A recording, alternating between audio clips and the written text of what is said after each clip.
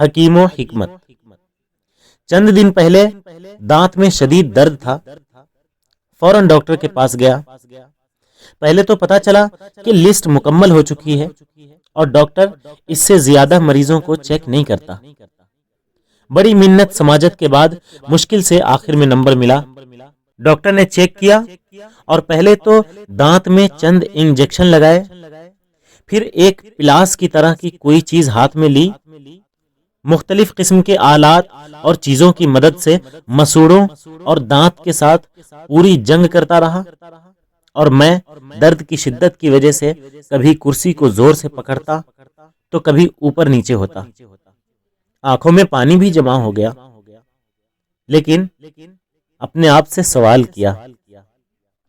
وہ اس سوال یہ تھا کہ کیوں یہ سب تحمل کر رہا ہوں، کیوں اعتراض نہیں کر رہا، کیوں ڈاکٹر کو چند گالیاں تحفے کے طور پر نہیں دے رہا، کیوں ڈاکٹر کو تھپڑ نہیں مار رہا، بلکہ بعد میں اس کا شکریہ بھی ادا کر رہا تھا اور پوچھ رہا تھا کہ ڈاکٹر صاحب دوبارہ کب آؤں، اوپر سے اس سارے کام کے ڈاکٹر کو پیسے بھی دیے۔ کچھ دیر تو سوچتا رہا، پھر اچانک مجھے اپنے آپ سے شرم اور خدا سے شرمندگی محسوس ہونے لگی، جب میرے اندر سے آواز آئی کہ خان صاحب کیا خدا کو اس ڈاکٹر کے برابر بھی مانتے ہو؟ ڈاکٹر کو اعتراض نہیں کرتے کیونکہ پتا ہے کہ اس سارے درد، انجیکشن، پلاس اور دوسرے آلات اس تکلیف کا ایک فلسفہ و حکمت ہے، اور آخر میں ہمارا اپنا ہی فائدہ ہے۔ بس خدا تو خالق و مالک ہے۔ حتیٰ پہلے تو ڈاکٹر کو حکیم ہی کہتے تھے، اور خدا تو سب سے بڑا حکیم ہے۔ بس یاد رکھیں اس کے کام بھی حکمت سے خالی نہیں۔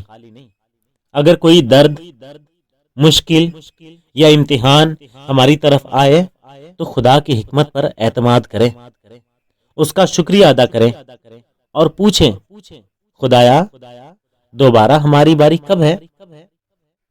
مجھے بھی درد کی حکمت اس وقت پتہ چلی جب کسی نے بتایا کہ کینسر کے لا علاج ہونے کی ایک وجہ یہ ہے کہ اس کا درد نہیں ہوتا، اور جب پتہ چلتا ہے تو اس وقت تک کافی دیر ہو چکی ہوتی ہے۔ انسان ڈاکٹر کے فہم و درک، سند اور اس کے تجربہ پر ایمان رکھتا ہے۔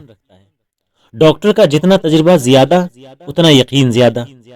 باقاعدہ کلینک کے باہر لکھا ہوتا ہے تجربہ 20 سال، 40 سال، 60 سال، جبکہ خدا کا تجربہ تو اربوں سالوں سے ہے، بلکہ یوں کہو تو بہتر ہے کہ ہمیشہ سے ہے اور ہمیشہ رہے گا۔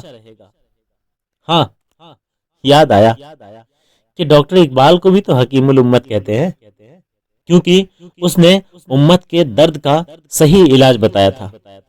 لیکن ہم لوگوں کو تو وقتی طور پر ڈسپرین یا بوروفین چاہیے، جو تھوڑی دیر کے لیے اس درد کو دور کر دے، چاہے وقت گزرنے کے ساتھ ساتھ پورے بدن ہی کو خراب کیوں نہ کر دے۔